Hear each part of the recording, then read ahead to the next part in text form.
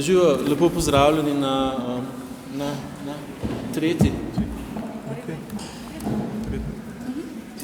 Na tretji javni debati našega mini projekta Etični monitor znanosti v organizaciji društva Kvarkadabra.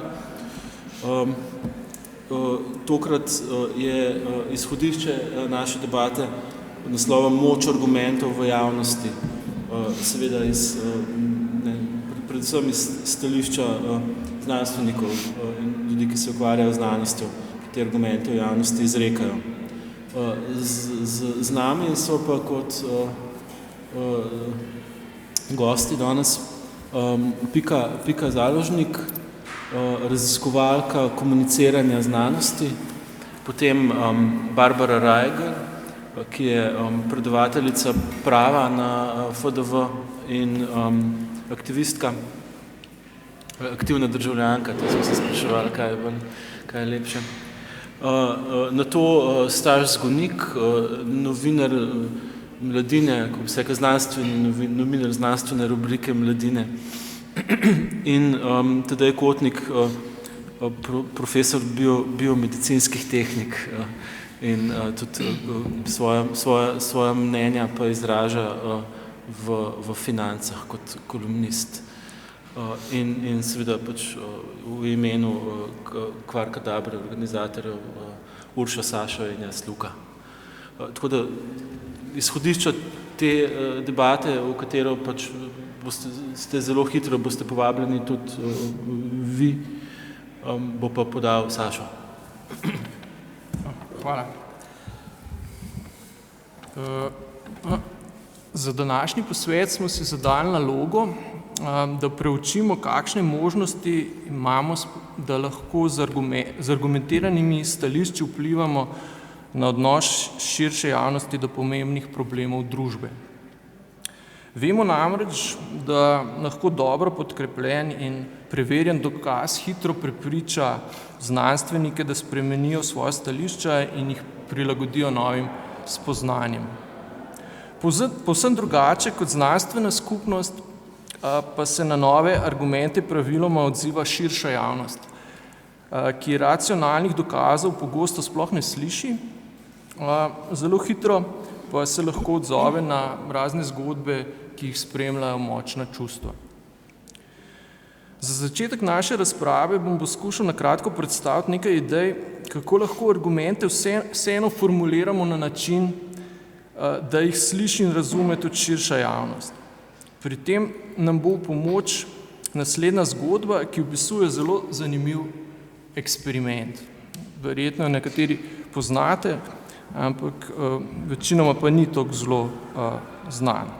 No, pred približno 50 leti je angleški psiholog Peter Wason se odločil, da bo preučil, kako ljudje sploh razmišljamo. Več osebam je zastavil naslednjo preprosto logično uganko in opazoval, kako jo rešujejo. Prednje je položil 4 karte, ki so imele na eni strani številke, na drugi pa modro ali pa rdečo ploskev. Zanimalo ga je, katere izmed kart s podobami 9, 44, modra in rdeča, ki jih je položil pred te testne ljudi, ki jih je opazoval, je treba obrniti, da preverimo spoštovanje pravila, po katerem imajo karte številko manjšo od 18, na drugi strani modro barvo. Ni ravno zelo preprosto, no? Pač imamo karte, na eni strani so številke, na drugi strani pa rdeča ali pa modra barva. In pred nas položi nekdo karto številko, ki kaže gor številko 9, kaže gor številko 44, ena je obrnjena tako, da kaže gor modro ploskev, druga pa rdeča. Pa imamo 4 karte pred nami. Zdaj nas pa zanima, kateri karte je treba nujno obrniti, da preverimo spoštovanje pravila, po katerem imajo vse karte, ki imajo na eni strani številko manjšo od 18, na drugi strani modro barvo. No, se ni treba preveč mučiti, zato ker je ugotovil, da samo tam nekje manj kot 10% ljudi zna to rešiti. Ko so kasneje eksperiment ponavljali po več desetletjih, so ugotovili, da je ta odstotek približno enak. Še celo med študenti matematike je bil tam nekje okrog 25%, 30%, tako da no, ampak kaj je pa zanimivo pri tem miselnem eksperimentu, oziroma pri tej logični uganki, da jo lahko brez večjih težav razreši skoraj da vsakdo, če jo le iz abstraktne oblike preoblikujemo v resnično situacijo iz vsakdanjega sveta.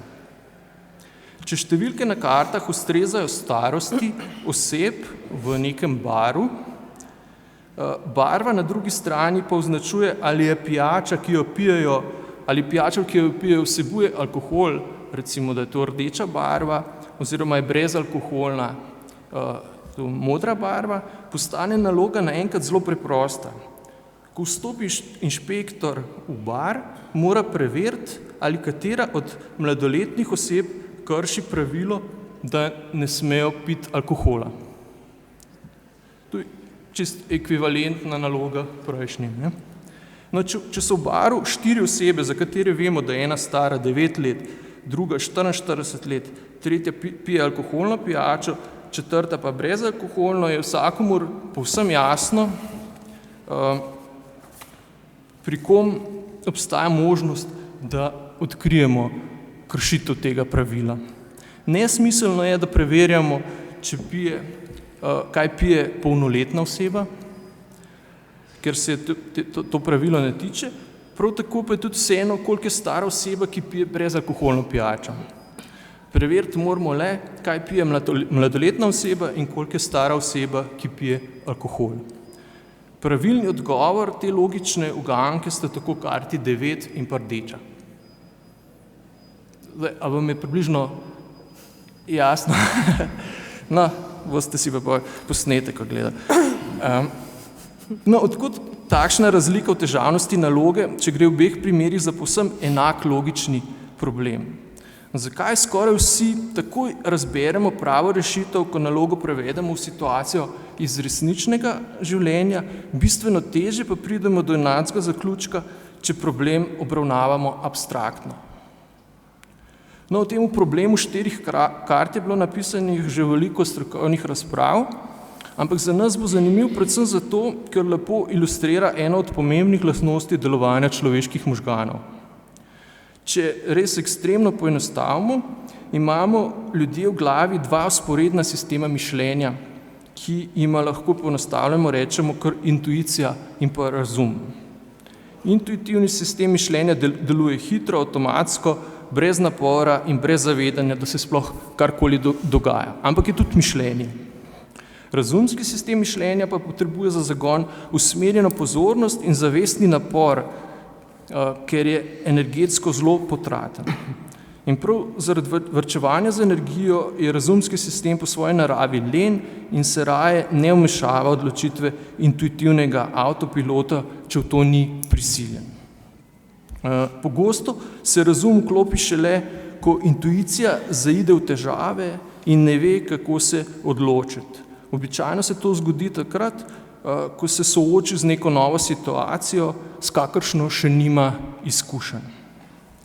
No, ko smo nalogo 4 kartami preoblikovali iz abstraktne oblike v zgodbo iz resničnega sveta, smo uporabili govorico, ki jo lahko razume tudi ta hitri, intuitivni možganski sistem mišljenja običajnega človeka, ki ni strokovnjak za logiko.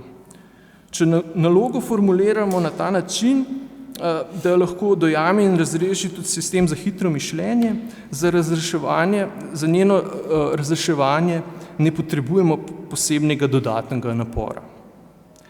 Na mestu je zato vprašanje, a nam lahko to delegiranje dela na avtomatski hitri sistem mišljenja pomaga tudi pri formuliranju argumentov na način, da jih lahko razume širša javnost. No, moje mnenje je, da nam lahko pomaga, oziroma celo več. Mislim, da je prevod idej, obliko in govorico, ki jo razume tudi ta intuitivni sistem mišljenja povprečnega državljana, celo predpogoj, da lahko širša javnost sploh dojame in vrednoti nove ideje. Ko strokovnjaki nastopajo v javnosti, pogosto pozabljajo, da je njihov hitri intuitivni sistem mišljenja posebej prilagojen za konkretno področje znanja, s katerim se ukvarjajo. Strokovnjak za posamezno področje je skozi dolgoletno šolanje razvil sposobnosti, ki mu omogočajo, da veliko informacij, ki se tičejo njegove stroke, procesira s pomočjo tega svojega avtomatskega sistema mišljenja. Za normalno delovanje javnega prostora, v katerem je mogoča razumska razprava o družbeno pomembnih problemih, je izjemno pomembno, da se trudimo ideje formulirati tako, da jih lahko pravilno razume tudi ta intuitivni možganski sistem večine ljudi. Če tega ne storimo, si začnejo avtomatski sistemi nestrokovnjakov sami poenostavljati sporočila. Pri tem pa je pa čustveno in retorično spretno pričanje, recimo neke znane osebe, vrednotijo bistveno više kot morda suhoparno naštevanje rezultatov znanstvenih študij. Za ohranitev duha in tradicije razsvetljenstva je zato po mojem zelo pomembno zavedanje, da imajo argumenti v javnosti resnično moč šele, če so formulirani na način, da jih lahko sliši tudi ta avtomatski sistem v možganih nestrokovnjakov. Za začetek. To je izhodišče. Dobro, potem bi jaz če lahko naredimo en krog, mogoče od Pike do vas, je treba posebej še zastavljati vprašanje. Če ga je že treba, pa je enostavno to vprašanje iz naslova. To pomeni, kakšna je moč argumentov v javnosti. Vsi štirje ste, rekel, zelo profilirani argumentatorji in, kaj se reče v slovenščini, opinionated ljudje, ljudje s stališčem na področju, s katerim se ukvarjate. Tako da bi tukaj prosil pol to kot komentar. Jaz bi najprej mogoče malo nazaj stopila. Bi rekla, da in nastavek za to okroglo mizo in tudi ta primer je zelo redukcionističen in mogoče malo naiven, kar se tiče mišljenja in delovanja znanstvenikov. Pri tem eksperimentu, teh 10% ljudi so to znanstveniki, ko se pogovarjamo o družbenih problemih, to ni zdaj vprašanje racija in intuicije, to so potem vrednote, norme, vse druge stvari pridejo sem noter. In neka razlika, mislim, se v to smer, kako znanstveniki smo izučeni razmišljati na nek način, to je eno, ampak da je neka razlika v znanju, to je normalno, ker gre za družbeno delitev dela, nekateri, je služba vaša, da na nekaterih področjih veste več, ampak to ne pomeni, da o vseh znanstvenih področjih veste več kot vsi ostali. Tako da v bistvu ta razdelitev, da zdaj javnost je, mislim, se mogoče ni bilo tako mišljeno, ampak tako, da je javnost zdaj tista, ki pada na emocionalno argumentacijo in da gre samo za intuicijo, se mi zdi malo podcenjujoče. Po drugi strani smo tudi vsi ljudje in vsi padamo. Mislim, vse si rekel, kako predstavite zgodbe, je v bistvu z neko naracijo, z nekim drugim angažmajem. Jaz mislim, da se ne da tega ločiti če želiš prepričati ljudi, je treba vključiti vse te različne elemente komuniciranja. Tako da, to, če lahko tle zaključim ta uvodni del. Torej, najprej hvala za vabilo. V osnovi, ki si napovedal, da ste poklicali znanstvenike, jaz se ne počutim kot znanstvenica, jaz sem bolj prevajalka. To se pravi, prevajam ta kompleksen pravni jezik, ki ga pravniki zelo radi tudi dodatno zakomplicirajo, zato da se zdi, da svet brez njih ne more obstajati. Ga poskušam prevajati pa ne bi rekla v ta intuitivni jezik, ampak v jezik, ki je demokratičen, ker verjamem, da v bistvu vse stvari vsak človek lahko razume, če se predstavijo na demokratičen, ne na pravi ali takšen ali drugačen način, ampak na tak način, ki je v bistvu dostopen nekomu,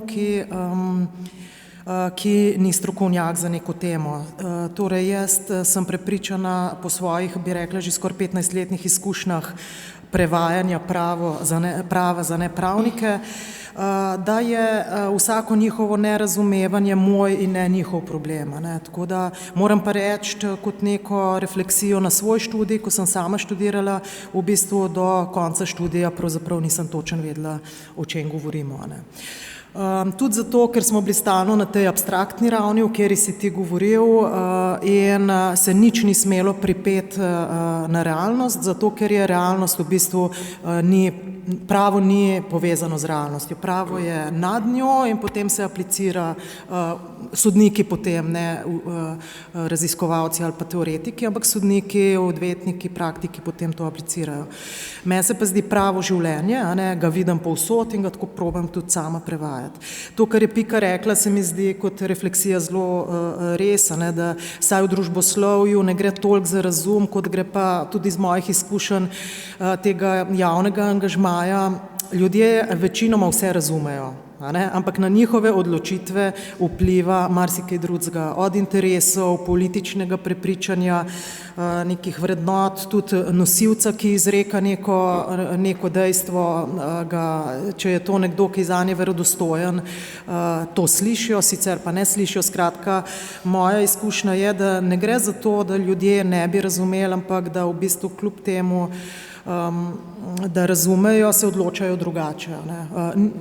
Seveda pa ne nujno, da razumejo vse in vedno, ampak ne zdi se mi samo vprašanje razumevanja glavni problem, reševanja družbenih problemov. Tako mogoče za začetek. Se mi pa zdi ta nastavek zelo dober. Sem se že bala, da nam imela kaj povedati, pa vidim, da si tako enostransko nastavil, da hvala Bogu. Lep pozdrav z moje strani. En pomemben vidik, ki po mojem manjko mogoče na začetku, je to, čemu se reče confirmation bias. To, da ljudje najraje poslušamo in sprejemamo stališča, ki se že ujemajo z našimi do zdaj veljavnimi stališči. In to pač še dodatno otežuje kakršnokoli argumentirano spreminjanje mnenj. Poleg tega je pa, vsaj iz mojih izkušenj, iz mojega dela, je treba vedno loviti ravnotežje med zanimivostjo in razumljivostjo na eni strani in strokovnostjo na drugi strani. Dejansko, žal je ponavadi tako, da moraš žrtvovati nekaj strokovnosti za to, da lahko razumljivo in prepričljivo podaš svoj argument. Jaz bi v bistvu zdaj šel že naprej, pa pol mogoče še kaj dodal. Hvala. Zdaj smo se vsi na Sašota spravili se spodob, ker smo ljudje plemenska bitja, smo naši pa vaši, da še jaz se pridružim. Jaz mislim, da tudi znanstveniki nismo, tudi tu ni neke ostre ločnice, v smislu širša javnost ne prisluhne argumentom, sploh če bi bilo treba malo razmišljati, znanstveniki pa ja. Tudi v znanosti je mnogo primerov, ko so izredno inteligentni, izredno znanstveniki, ki so imeli ogromno za pokazati skozi svojo kariero, v neki fazi na teh lovorikah potem začeli tudi stvari, ki so očitno kazala, da glede nečesa pa nimajo prav, gledati stran in odkimavati in uničevati kariere vsem, ki bi mogoče poskušali v tej smeri kaj raziskovati. En tak primer, sicer čisto ne iz moje stroke, na Kreti so odkrili ene vrste klinopis, to so tam okoli 1900 odkrivali in Sir Arthur Evans je bil tisti, ki je vodil tisto izkopavanje Knososa, vseh teh palač. On je napisal knjige o minojski kulturi, ki je bila nekaj višjega kot karkoli pol, kar je za njo prišlo. Ne. In ko so počasi se učili lingvisti, kako so dešifrirali tiste pismenke, ne, je vedno bolj očitno postajalo, da to je neka protooblika grščine. Ampak Sir Arthur Evans, ki je bil definitivno pač največja inštanca na tem področju pred drugo svetovno vojno, je rekel, ne, to ni grščina, in to je veljalo 30 let, kdorkoli je poskušal v to smer raziskovati, ni smel, dokler ni Sir Arthur Evans umrl. Čez 13 let je splošno svetovno priznano postalo, da to je oblika grščine in jo zna danes tisoče ljudi brati iz tistih pismenk. Ne, tako da ljudje smo neka bitja prvič, kot sem rekel na začetku, plemenska, čutimo v zgodovini, če nisi govoril enako kot tisti, ki so te obdajali, so te hitro izobčili in nisi prav dolgo preživel. Ne, to verjetno vlečemo še s sabo in če tudi smo nekateri pač poskušamo zavestno to izločiti, vedno smo nagnjeni k temu, da nekaj nam je bolj všeč, nekaj manj. Ne. In tu jaz mislim, da znanstveniki, tudi med znanstveniki so redki, ki so sposobni res čisto racionalno gledati na dejstva, jih tehtati in recimo nekaj, za kar so prej zastavili besedo, se potem tega odreči pod težo teh dejstev. Sašo, boš ti še branil svojo tezo? Ja, lahko rečem, da se strinjam z vsemi, ne?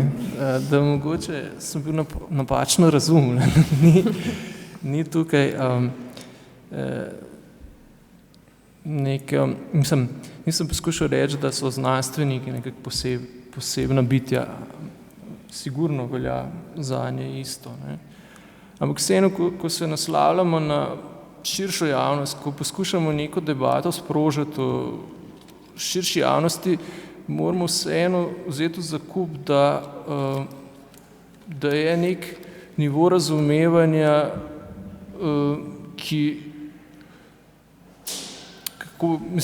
da moramo štartati na nekem skupnem minimalnem imenovalcu, ne?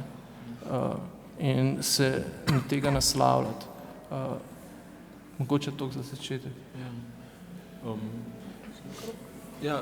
Mogoče zdaj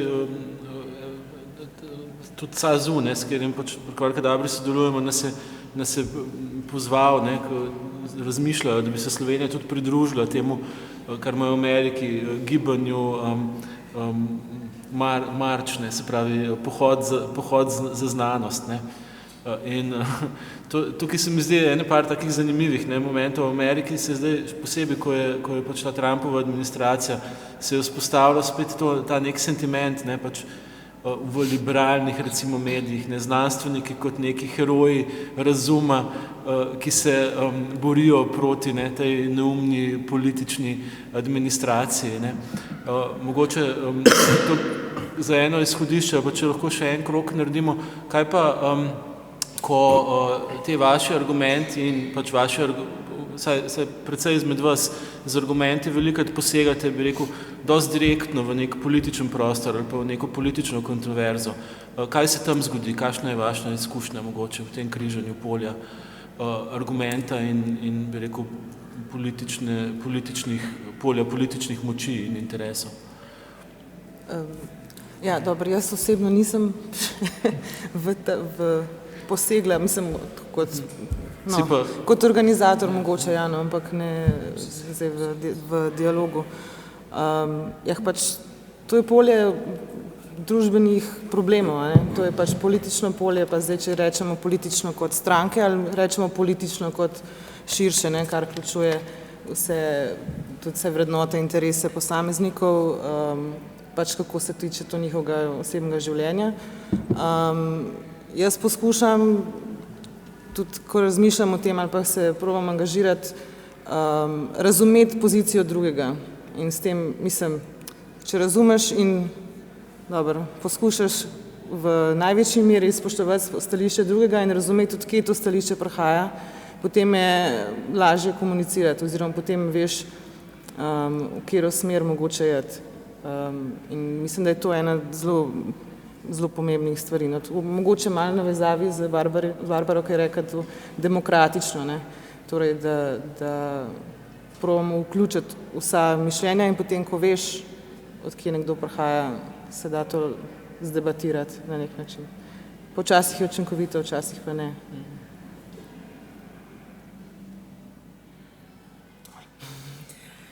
Moj občutek je, da so naši vplivi na odločitve relativno minorni, a ne, da je to tak en ogromen lonec, v katerem si ti en fržoljček, tako bolj. V glavnem in se mi zdi, da večino teh procesov, ki tečejo v politiki, ne, da jih ne razumeš, ne poznaš jih, a ne, nisi informiran o njih in zato tudi toliko težje dosegaš neke rezultate, tako da verjetno tudi vsi, ki želijo neke spremembe doseči preko recimo uveljavitev nekih svojih znanstvenih ugotovitev ali odkritij ali karkoli, da bi ta prišla na neko agendo, v bistvu brez nekega poznavanja politične igre tega ne morejo nikamor tako rekoč pripeljati. Ne.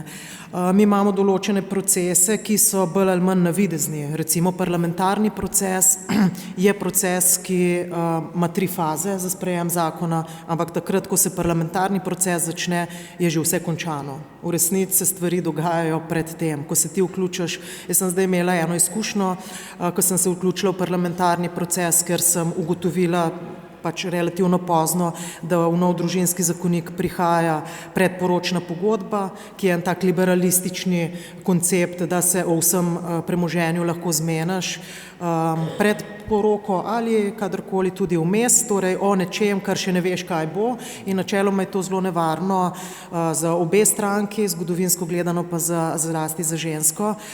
In edina argumentacija, ki je bila v zakonu, je to, da če smo 91. leta šli v sistem zasebne lastnine, dajmo to pol se resno držati in dajmo ljudem možnost, da vsem razpolagajo sami. Torej, v bistvu ta ideja, da je zakonska zveza nekaj drugač kot navadna pogodba, s tem tako rekoč, in vključila sem se v tem procesu v točki, kjer se pač javnost lahko vključi, to je drugo branje, in v bistvu so se vsi strinjali s tem, da je to, da nekaj, kar je bilo spregledano, ni bilo dobro razmišljeno, ampak da zdaj pa malo prepozno. Se pravi, ti moraš te procese zgrabiti že bistveno prej, ker se odvrtijo, bodi si po neki inerciji, nepremišljenosti ali pa zaradi nekih interesov in se je treba že davno prej vključevati. Tako da tukaj ni, da prideš ti z neko idejo, ki je racionalna, ki prepriča, ki se vsi strinjajo z njo in potem se nekaj racionalnega odloči. Ni tako. Zato, ker če mi zdaj rečemo, predporočna pogodba ni v redu, bo jutri morala se ministrica zagovarjati. Ker v Sloveniji ne more politik reči, pač spregledali smo, zmotili smo se, ampak zdaj bomo popravili, tako da bo boljš. Ti ne smeš priznati napake. To je ena velika stvar, se mi zdi, ki imamo problem z njo, da ne, v bistvu politik enostavno ne sme priznati napake in se zato napake reproducirajo bistveno bolj, kot bi se sicer. Tako da ima čist neke druge zakonitosti ta politični prostor. No. Se je to bilo približno vprašanje. Tako da, ja. Če smo pri tem vplivu na javno mnenje ali pa na politiko, je moja izkušnja zelo taka razočarajoča v tem smislu, ne? Ker ko si novinar, se ti zdi naenkrat, zdaj imam pa občinstvo, imam možnost za doseči neke spremembe z argumenti, dokazati, zakaj je nekaj narobe, zakaj je nekaj prav, ampak s časoma prideš, vsaj jaz sem prišel do sklepa, da nekega resnega vpliva ni. Tako kot je Barbara rekla, ko je nekaj že v sistemu političnem, je to neka inercija, ki gre naprej in jo je zelo težko ustaviti. Ali pa, v bistvu edina resna možnost, ki je to, da tvoje argumente uporabi potem kasneje neka politična stranka v nekem parlamentarnem postopku in z tega mogoče kaj rata, ne, naprimer. Ampak da bi pa samo na podlagi člankov se res kakšne spremembe zgodile, tega pa še nisem doživel. No. Eno pod vprašanje, da je že naprej.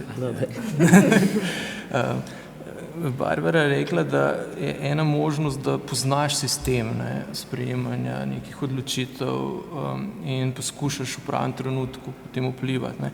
Ampak se mi zdi, da tvoj pristop je bil ravno drugačen, da si poskušal razumeti, kaj se je zgodilo, zdaj, če se malo... Zdaj govoriva konkretno o tej zadevi z Banko Slovenije. To lahko je, ali pa, ne vem, verjetno si še kaj drugega v teh svojih kolumnah raziskoval, ampak se mi zdi, da tvoj pristop je bil drugačen. tebe ni zanima, kako konkretno so tam mislim, ja, tudi kako se sprejemali odločitve, ampak predvsem si poskušal razumeti vzroke, ne? In si prišel do tega, da mogoče pač tistim, ki bi morali vedeti, ni vse jasno. To je mogoče res, ampak ena situacija je, ko stojiš nekje, nič ne vidiš, kaj se dogaja, se ti pod nogam odpre, padeš v vodo, pa pač moraš plavati. In v tem konkretnem primeru, se če pa še kaj o tem, je bilo res tako, da jaz sem nekaj mesecev sicer spremljal, kaj se je dogajalo, ampak pol se je pa to tako na hitro obrnilo v neko meni čist nerazumljivo, zakaj bi šli ljudje tako delati početje. In sem ga pol za nazaj pač tako poskušal spet razčleniti. Ne. Ampak bolj v splošnem je pa jaz rekel, 2 ali pa 3 pristopi so. Eden je ta, če sistem res poznaš, recimo, da v politiki nekaj dosežeš, je, da hodiš, oceniš, kdo so tisti, ki so opinion makeri, kdo so tisti, ki se tu bodo angažirali in hodiš od enega do drugega in predočaš, na nek način postaneš neke vrste lobist, tudi če mogoče nisi namenoma naklep na to. Drug pristop, ki je mogoče, kaj zvem, bi mu rekli Gandijevski, je to, da pač 20-30 let vztrajno razlagaš na 100 načinih, na 100 okroglih mizah, v 100 intervjujih in s časoma mogoče začneš dobivati neko vedno širšo množico ljudi, ki ta tvoj vidik ne samo da razumejo, ampak se tudi z njim strinjajo. Tretji je pa nek tak revolucionaren, da začneš pa rohnet, pa tolč s pestjo po mizi, pa se nabere okoli tebe nekaj ljudi, ki ti zelo verjamejo, ampak taka, tu pa pride do tendence, da si začnejo oblačiti neke posebne uniforme, pa skupaj marširate, pa in to tudi ne pelje v kakšno pravo smer. Ne. Ampak to so v splošnem po moje 3 načini, kako v politiki nekaj dosežeš. Eden je tak, da hodiš do pravih ljudi, če poznaš, imaš ta prave kontakte, to počnejo tudi poklicni lobisti. Ne. Drugi je ta, da dolgo pač vztrajno razlagaš, ne. Ta tretji je pa ta, da poskušaš pa pač narediti neko mini revolucijo z eni gladovno stavkajo, drugi se žigajo zastavo, da pritegneš pozornost z nekimi močnimi emocijami, ampak na ta način pač dobiš neke fene, ki ni nujno, da so ravno ljudje, s katerimi bi tudi dolgoročno hotel sodelovati. Ne. To so včasih tudi, tako kot nogometni navijači, neki ljudje, ki iščejo neko identiteto, in pol se jim to pojavi pred očmi in pa so pač del tega. Ne nujno zato, ker bi zavestno po tehtnem razmisleku se odločili to podpreti. Tako da jaz mislim, da tu vsaka ima svoje pasti. Ne. Tista Gandijevska si že siv in plešast, preden do česa prideš, ne, ampak je mogoče najmanj nevarna, da bi kakšne negativne stranske učinke imela. Lahko mogoče še majčkeno preskočim iz našega omizja, ker tam med nami sedi en človek, ki ima hobi, ne, tak zelo zanimiv, Boris, da secera kot, bi rekel, strokovnjak za logično argumentacijo, secera pravzaprav cel medijski prostor in nekako kirurško gleda, argumenti stojijo oziroma kje ne stojijo in potem to zapisuje v svoj zelo fajn blog na internet. Se pravi, ima na nek način zelo dobro lahko pove, a ima to njegovo početje kakšen učink, ne? To iskanje argumenta v javnem diskurzu. A ima sploh kakšen efekt, Boris? Prosti, da sem te takole potegnil, ampak ne morem, da ne bi, ker sem te zagledal. Ja. Snemam se, sploh moram paziti, kaj govorim. Moj občutek je, da pravzaprav vloga in mesto argumentacije v javnem diskurzu šepa, da nikoli ni bila bleščeča, da je dovzetnost za argumentacijo strani različnih tipov javnosti slaba, šibka, da je treba glede tega zniževati pričakovanja.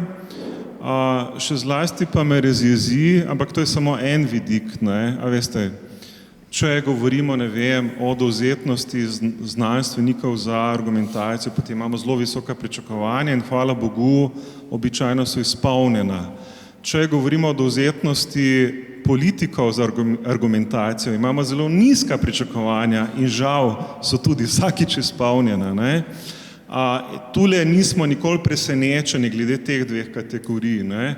To, kar mene žalosti kot nekoga, ki spremlja medijsko situacijo, so pa sami novinarji. Ne? Na kakšen način pravzaprav se znanstveni argument v medijih vedno bolj mehča. Ne? Bom takoj dal en primer. Zamislite si te javne razprave o cepilcih. Ne vem, kako se temu uradno reče. Imate dva tabora, tabor, ki je za cepljenje, imate tabor, ki v to dvomi, ne? In tako dalje. Malce zgleda kot teorija zarote. Ampak zdaj, kaj bo običajno naredil novinar tej situaciji? Ne? In to je vedno bolj moda, pazite. Naredi bo kaj? Ne? Postavil se bo v neko nevtralno vlogo, pravzaprav ne vemo, kje je resnica, ne? In bo šel do prvega znanstvenika, ki podpira cepljenje, se reče cepljenje, ne? In potem bo vprašal nekega drugega znanstvenika, ki je najbrž kvazi znanstvenik, ki ne podpira cepljenja in bo predstavil obe plati zgodbe. Se pravi, ta znanstvena resnica se nam je nekje zgubila v tem kvazi novinarskem postopku, ne, kjer predstavljamo dve plati pro et contra, ne, in na ta način se zgubi tudi argument.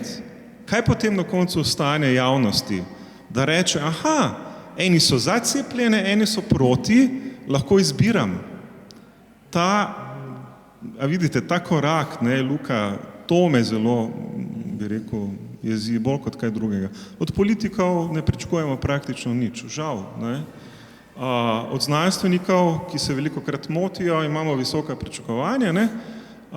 Tule v tem novinarskem postopanju je pa nekaj hudo narobe. Ne. Ali pa druga stvar, ki me podobno moti, recimo danes sva bila z Barbaro na eni okrogli mizi o sovražnem govoru, pa smo se dotaknili zadnjega pogovora doktorja Boštjana M. Zupančiča v Večeru, a ne, kjer znova prihaja za svojimi, za moj okus, kvazi znanstvenimi teorijami o tem, kako se je psihična struktura Evropejcev in Slovencev predrugačila zaradi hormonskih motilcev in smo se ujeli v neko prededipalno fazo, tako da smo vsi prededipalci, vsi smo poženščeni, družba se je demaskulinizirala, kar je katastrofa in tako dalje. Ne?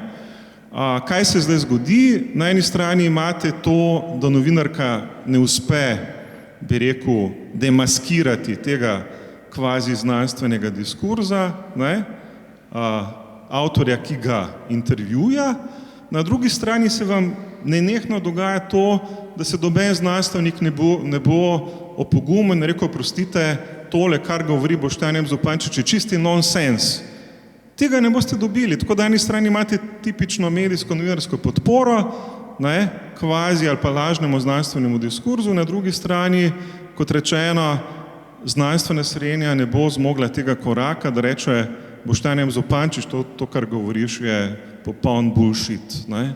In kaj potem ostane laični javnosti, ki prebira to v medijih, da v to bolj ali manj verjame? Pred to vidim kot veliko težavo.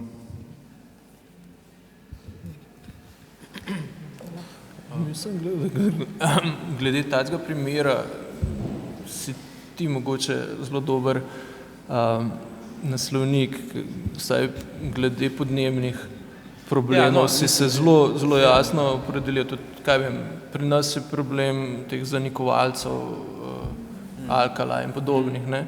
Tukaj mislim, da pač ni ravno tako, da se noben ne bi oglasil. Ne? Recimo se oglašajo, tudi na Kvarkadabri smo veliko pisali o tem, zelo jasno argumentira Luka sploh. Ne? Tako da drugi, ne, glede drugih stvari, ne. Tiste kroglice za pranje, mislim, da so bile pred leti hit na Kvarkadabri. Vseeno se mi zdi, da tisto, kar sem hotel na začetku poudariti, je, da je treba tudi, ko se znanstveniki potem lotijo pa komentirajo take primere, ne, je treba paziti, da so argumenti formulirani na način, da ni tega vzvišenega, tako je prav, ne, to je mogoče, ne vem, zdravniki so imeli nekaj časa ta odnos, ne, pač mi vemo, da oziroma alternativna medicina je nesmisel, ne, in o tem se sploh ne pogovarja. Ne? Čeprav pač vemo, da danes pač posod po svetu je to že del neke komplementarne medicine, ne? Se o tem sem tudi pisal. Tukaj se mi zdi, da tudi to vzvišenost strokovnjakov, ne? Da se niti ne trudijo spustiti na nek nivo, da jih lahko ljudje razumejo, ne? Da to je kontraproduktivno, ne? Da v bistvu potem pa dobiš take odzive, kot so pri cepljenju, ne? Da v bistvu vidijo potem ljudje zgolj tisto, kar že prej imajo neke predsodke o tem, ali pač farmacevtska industrija tukaj tista, ki vleče niti, oziroma ne vem, nekdo drug, ne. Da to je tisto, kar vidijo vse te množici argumentov, ki mogoče plavajo, niso formulirani tako, da bi jih ljudje lahko enostavno dojeli. Hotel sem reči to, da znanstveniki pa še težje lovijo to ravnotežje med strokovnostjo in razumljivostjo na drugi strani. Še težje se pripravijo do tega, da kaj ne povejo v tistem izrazoslovju, ki so ga vajeni, ker mislijo, da jih bojo potem kolegi po strani gledali zaradi tega, ker so se spustili na nek nižji nivo. Ne. In to je sploh v Sloveniji se mi zdi izjemno velik problem, ker večina znanstvenikov ni vajena javnega nastopanja in ne ve, kaj sploh deluje. So zelo tako še vedno v bistvu zaprti v svoja delovna področja, v svoje kolegije, kjer se pogovarjajo v nekem diskurzu in ne znajo v veliki večini primerov stopiti iz tega diskurza in postati bolj prepričljivi v javnosti. No. Ta situacija, ki jo Boris omenil, je recimo nereflektirana, kjer pač imaš nekega znanstvenika v medijih, ki pač pravi cepljenje je koristno in potem enega kvazi strokovnjaka, ki reče ni koristno. Ne. In to je pač, v celoti velja to, kar je rekel Boris. Potem pa lahko rata situacija še bolj kompleksna, ko pa ta strategija ni več nereflektirana, ampak je reflektirana. V primeru podnebnih sprememb je bila reflektirana. Se pravi, pač lobistične pravniške pisarne in cel ta stroj, ki je zastopal industrijo fosilnih goriv, je načrtno plasiral v javnost, pač ta dvom, stališče pro in kontra. In pri tem pač stališče pro in kontra je stališče proti podnebnim spremembam in ponovadi zagovarjal nekdo, ki so ga naredili znanosti. Se pravi, nek znanstvenik, ki je pa predstavljal tisto veliko manjšino znanstvenikov iz recimo tega polja, ki pač recimo, zdaj jih je vedno manj, zdaj jih dejansko, ampak še vedno, ravno nedavno je bil recimo na tem portalu Real Climate, ki je glavni ta portal podnebnih znanstvenikov, so objavili nek članek v neki resni indeksirani reviji, ki pač pravzaprav gre čist proti nekim temeljnim spoznanjem podnebne znanosti. Ampak je jasno, da je manjšina. Tako da to je še, bi rekel, zaplete situacijo. Kar je smešno pri tem je to, da manj kot je takih znanstvenikov v neki manjšini, bolj so lahko na nek način prepričljivi, ker jih ljudje bolj poznajo, ker se večkrat pojavljajo, ker je nabor teh ljudi manjši. In so prav glasnejši. Ja. Mislim, to recimo v primeru cepljenja, jaz mislim, da teh, ki so res vehementno proti, da jih v bistvu ni toliko veliko.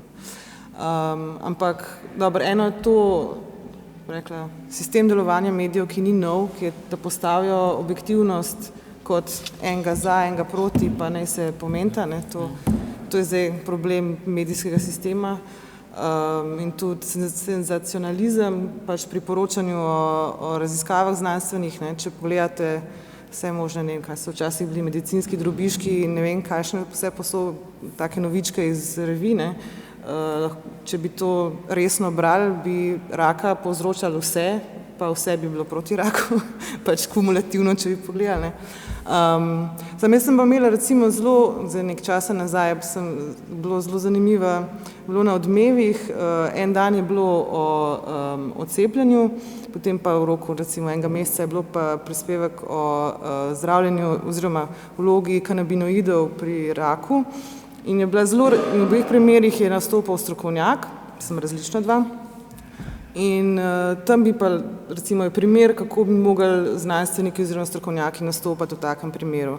V obeh primerih ni bilo kontra, poleg na obmizju. V primeru cepljenja sta se novinar in znanstvenik v bistvu malo hahljala, pač kako je to nerazumno in mislim, kaj si te mislijo, ne? In da je to pač proti znanstvenim dognanjem. V primeru kanabinoidov je pa predstavnik Ekološkega inštituta predstavil, jaz mislim, da je bilo res super, bilo je predstavljeno, kaj je znanost že dognala, česa znanost še ni dognala oziroma na čem se dela, kakšna stopnja gotovosti je, v kakšnem, mislim, tem vse, recimo, da povejte zdravniku, pač vse te v bistvu nekako stopili so naproti tistim, ki mogoče, mislim, ki nimajo zdaj znanstvenega ozadja, ampak so v taki drugačni življenjski situaciji in slišijo in sami berejo po internetu in ne vejo čist kaj bi. Saj mislim, da večina ljudi tudi precepljeno na isti poziciji. In če se obrnemo nazaj na znanost, ne, pač ravno to pač pristop, a ti pač tem, ki so nasprotniki, a se posmehljivo do njih obnašaš ali poskušaš pristopati na način, pač, da razumeš, kakšni življenjski situaciji so in na ta način tudi z recimo zgodbo pa z nasveti tako pristopati, mislim, da je veliko bolj prepričljivo pač tako delovanje. Lahko še jaz malo skočim. Ko smo lih pri cepljenju, tukaj jaz vidim še en problem zraven. Tukaj je bilo in sicer problem znanstvene institucije, ki priznava dela, ki niso znanstvena pod svojo kapo. In raven pri tem cepilni problematiki, mislim, da je bilo eno konkretno delo iz FDV, ali kje je narejeno, kjer je tudi monografija išla, skratka, ko ne strokovnjaki sodijo v nečem, ampak znotraj institucije. In ta institucija to požegne in dejansko dobi to, je problem za javnost, ki ga damo ven. Ta ista zadeva se dogaja okrog tega doktorata, ki je zdaj spet tema, ki se pač hoče potlačiti dol in ne govoriti o njem. Ja, ta voda, ampak ta voda nisem ta voda. Jaz vidim problem v tem, ko imamo, recimo, nekdo masno služi znanstvenika za potrjevanjem nekih teh bioenergetskih izdelkov, ki jih najdete v pomembnih slovenskih podjetjih, v oglaševalskih videih, pod štempilko Univerza v Ljubljani. Samo v tem primeru, recimo, pri Bion inštitutu, on so dali... Ne, zdaj govorim čisto o konkretnem zadevu, pač gre za neke energetske ploščice in tako naprej, ampak v zadnji je štempel Univerza v Ljubljani, je poštempljala tole auro, in to je na tržišču. In tukaj je univerza tista, ki ne naredi nič. Se pravi, znanstvena institucija ne brani svoje znanosti na ta način. In jaz vidim tudi v tem problem, kako naj jo novinar, kako naj jo javnost in družba, če je sami ne zaščitimo, pa sami tega ne izločimo. Nekaj drugega je, če nekdo počne alternativno, ki ni del znanstvene srednje. Ne moreš imeti pa dva klobuka na glavi, a ne pa menjavati. No, ampak recimo pač v primeru flaške, to mislim, da ima certifikat Bion inštituta, da je magična, mislim, če se malo... kar sem prej rekla, posmehljivo, pač izrazim do tega. Na Hrvaškem ne smejo oglaševati. Ne smejo oglaševati, da ima ta flaška ne vem kakšne, in to zato, ker so se znanstveniki uprli in so se pritožili in ne smejo. Pri nas pa to pač lahko. Zdaj pa tle pač stvar za... Prosim? Pravim, da gre hujš. Flaška je simbol Slovenije. Ko greš na letališče, najdeš na Eiffel Slovenija. No, ampak pravim, da pač na Hrvaškem so se znanstveniki zanimali, to kakšna asociacija ali je bila kakšna akademija, ne spomnim se, ampak so se uprli in se tega ne smejo oglaševati. Mislim, z temi trditvami. Pri nas pa pač, ne? En tak dober primer je bil tega podnebnega skeptika, tako skeptičnega znanstvenika Bjorna Lomborga, enega izmed teh sumljivih tipov, s katerimi Staš rad dela intervjuje. Je recimo, ko smo ponudili v Avstraliji neko možnost odprtja neke katedre, ne, pač privatno financirane, se je akademska skupnost uprla temu, ne, in dejansko se je postavila proti in ni mogel, mislim, zaradi vse splošnega upora akademske skupnosti, on te katedre tam potem ni mogel odprti. Ne. Je pa po drugi strani kolumnist Project Syndicata, ki tudi ima nek pečat, da tam strokovnjaki pišejo, ne, tako da se je uspel nekam infiltrirati. Jaz sem to hotel reči, to je tudi mnogoplastno, ker ste prej kritika na novinarje, tudi jaz se včasih jezim, ko oni v tem poskusu, da bi prikazali dve strani sta v sporu in da bi prikazali, kot da je to objektivn prikaz tega spora, poskušajo dati trditvam ene in druge podobno težo. In pri tem včasih jaz sem tu malo v dilemi, a to naredi novinar sam ali celo urednik pa poseže pa reče, ne, to pa ne smeš tako pristransko, ampak včasih dejansko, recimo na mojem primeru. Mene vprašajo, kaj vi pravite o tem, je to bilo 5 ali 20. In jaz rečem, v pripomki imate uraden dokument, na strani 7, 15 vrstici piše, da je to 20. In potem v članku piše, Tadej Kotnik trdi, da je 20, Banka Slovenije pa trdi, da je 5. In pri takih stvarih si žalosten, ampak potem kličem jaz novinarja pa rečem, sploh ni fora, da jaz trdim. Bi morali reči, v tem in tem dokumentu je to tako zapisano. Ne? Ja, ampak pol pa ne bi bilo simetrično predstavljeno. Sem rekel, ja, ker ni simetrično. Ne? Če nekaj nima simetrije, jo težko na silo ustvariš. Ampak jaz novinarjem tega niti ne vzamem toliko za slabo, ker jaz razumem, da če bi pa napisali obrnjeno, bi bili pa deležni nekih hudih kritik, nekih centrov moči, ne, in zato pač iščejo nek kompromis, pa naj si zdaj javnost ustvari pač sliko postopoma. Ne. Druga stvar, mogoče pa še to, pri novinarjih sem jaz opazil, jaz pišem kolumno enkrat na teden na temo, ki sem si jo sam zbral in se pač poglobim. Marsikater novinar dnevnih časopisov dobi na dan 2 ali pa 3, kar rečemo v slengu, assignmente od urednika in on pač tudi, če ima za pokrit neko tako temo, on to na hitro pogleda. Koliko je proračunski primanjkljaj in Grčija nekaj napiše, na hitro poklika po Eurostatu, pa gremo dalje. In jaz razumem, da ne more vsake stvari tako podrobno pregledati, tako da je tu tudi neka gonja, oziroma pač spet je to neka grda plat tega turbokapitalizma, da časopisi, če hočejo še izhajati, v današnjih časih morajo res hiperprodukcijo nekih novic imeti, ki jih povzemajo z nekih terminalov in niso dvojno preverjene, pretehtane. Barbara, kakšna tvoja izkušnja mogoče s to interakcijo z mediji ali pa karkoli? Si si nekaj zapisala? Ja, to, ker mislim, jaz se v bistvu v tej točki zelo strinjam z Borisom, da v resnici je ta pasivnost znanstvenega sveta problem. Jaz mislim, da znanstveniki zavestno se ne vključujejo v javni prostor, zato ker vsaka vključitev se v njihovih očeh in očeh njihovih kolegov tretira kot aktivizem. A ne? Aktivist je pa tisti, ki sicer hoče, ampak ne zna.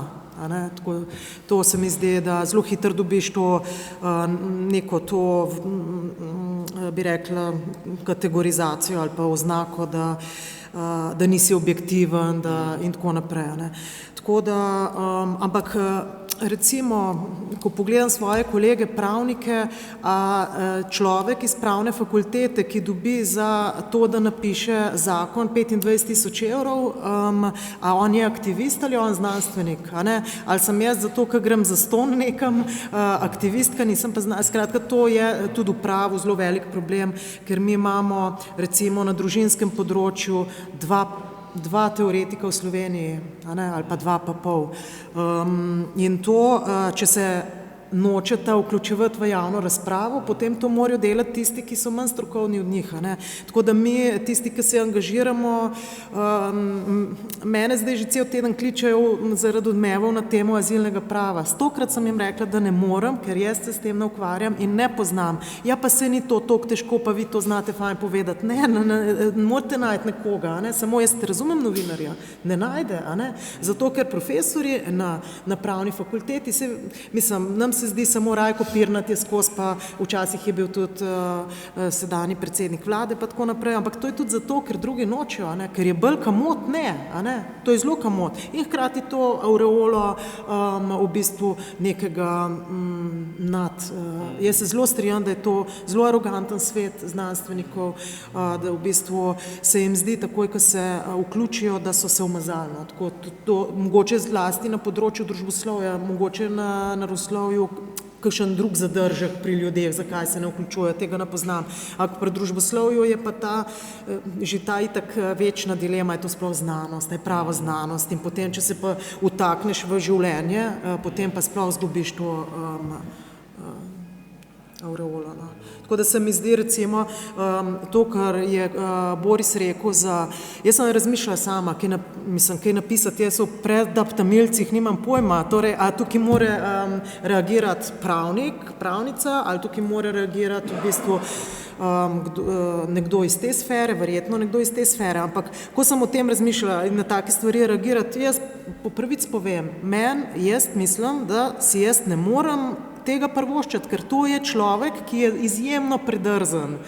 Jaz lahko v naslednjič ga bo pa Vanessa Čokl mu bo dala priložnost, da bo kaj grdega povedal tudi o meni. Ali pa da bo me užalil, ali pa sej meni to ni tako zelo, ampak načeloma pa nisem navajena, ker nimam konfliktnih odnosov in nisem navajena nositi žalitev, recimo. To so pa ljudje, ki v bistvu lahko in imajo prostor, on lahko razgrne. On je v Macronu razgrnil to, da ima gospod da je on 40 let star in da je njegova partnerka stara 62 in da to je pa dokaz, da bo Francija res šla v maloro, ker če pa taki predaptamilci vodijo državo, je pa to res. Tako da to so, ampak v konflikti s človekom, ki ga v bistvu jaz ne znam prijeti z argumentacijo, je meni v bistvu odveč v resnici. Kaj šele komu, ki ni vajen mogoče toliko javnega tega angažmaja, ne vem.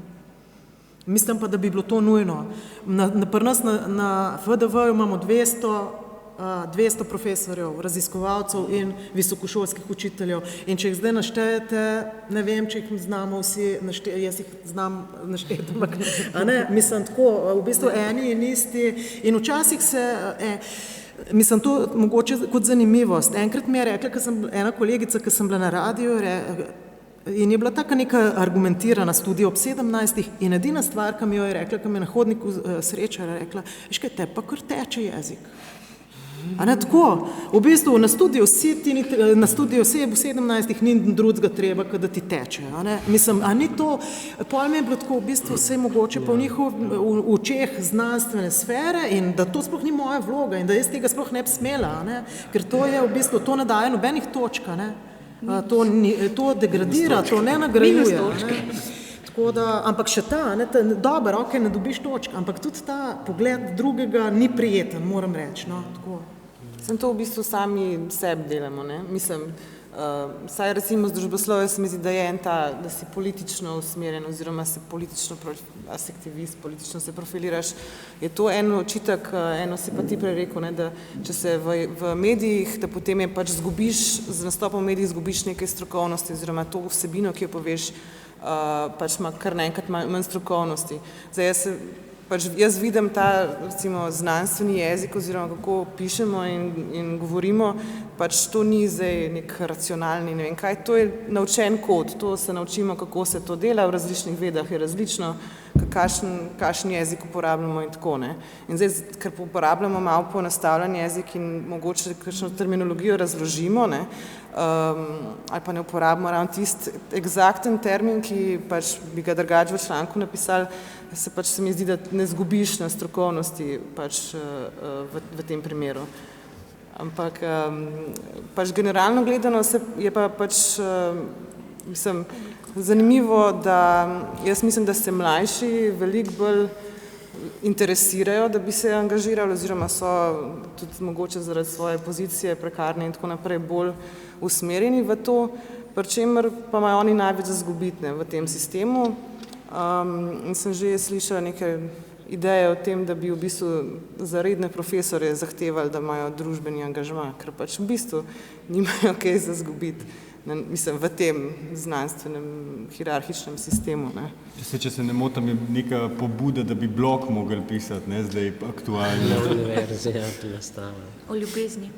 Ja, ne bi v tem, ali bi, ne vem. Ne vem, meni se je zdela sama ideja načeloma dobra v smislu tega, da prisiliš ti znanstvenike, ki se nočejo izpostavljati, da se malenkost izpostavijo tudi v javnosti, da sploh vidiš, kaj delajo, da vidiš, o čem razmišljajo. Za tiste, ki ne veste, to je neko pismo, ki je prišlo iz univerze na njenim zaposlenim, da želi univerza, da bi zaposleni pisali blog, v katerem bi razkrivali posebej take bolj pereče teme, kot je ljubezen, begunci, mislim, in tako nekake. Naročene teme iz vrha. To dvoje je bilo omenjeno. Hkrati je pa pisalo, da sicer se pa morajo zavedati, da pač če bojo izpostavljeni v javnosti, da jih lahko tudi kdo toži in da univerza največ, kar lahko naredi, da jim nudi nasvet. Skratka, tako, mogoče bila ideja dobra, ampak formulirana je bila na tak smešen način, da je posebej na naši fakulteti so ljudje šli tako kocine po konci, ko so jo brali. To je še en pomemben vidik tega strahu pred pojavljanjem v javnosti, so postala ta družbena omrežja zdaj, ker je ta ne vem, kakšen izraz, cyberbullying, mislim, je še toliko bolj izrazit zdaj postal, naenkrat, ker dejansko ti lahko težijo potem po Twitterju, da češ, kaj pa si zdaj napisal, ali pa na Facebooku, jaz sicer pač nimam Facebooka, tako da te izkušnje nimam, ampak si jo predstavljam, da je lahko še dosti hujša, ker je tam še dosti več ljudi. In to je še dodaten odvračalni moment za nek širši ali pa glasnejši angažma.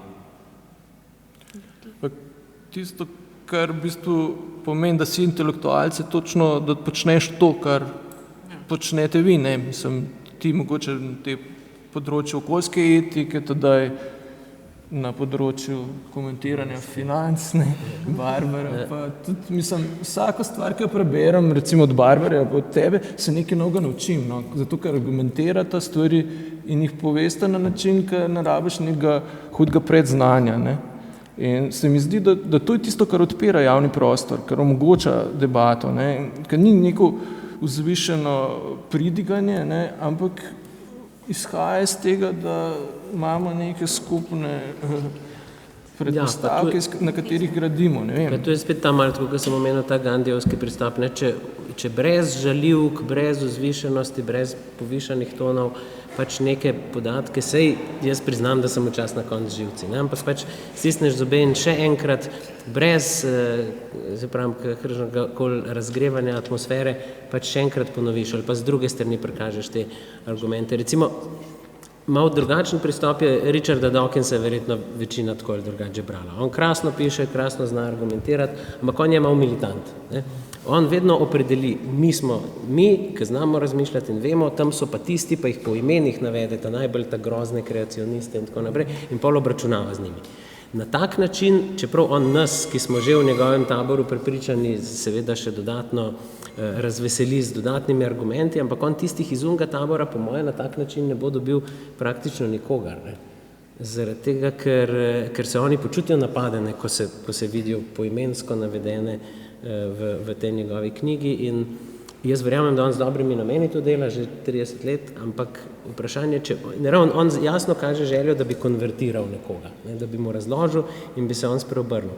Ampak če ga najprej napadeš in rečeš, ti nimaš pojma, a si sploh kdaj kaj razmišljal, poglej, kakšen si, pa mu pa razložiš, se ljudje v neko defenzivno pozo postavijo. Jaz mislim, da tudi taki, ki so v splošnem mogoče sposobni konverzije, ampak ne na tak način. Lahko še en primer tlele, pač se mi zdaj, ko sem razmišljala o tej okrogli mizi, pa še v okviru Kvarka Dabre, sem se spomnila, za koliko časa je bilo nazaj, primer poljudno-znanstvenega predavanja neke biologinje in feminističnega odziva, kar se je potem odvijalo na blogu tistem z velikim zanimanjem pač sledila.